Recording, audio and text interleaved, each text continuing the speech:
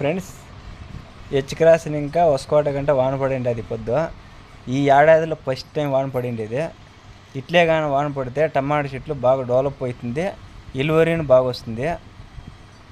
అంతలక్క వాన పడితే పర్వాలేదు, అందరూ బాగా పంటలు తీసుకొని బచావ్ అవ్వచ్చు. ఇట్లే వాన పడాలని మనస్ఫూర్తిగా కోరుకుంటున్నాను.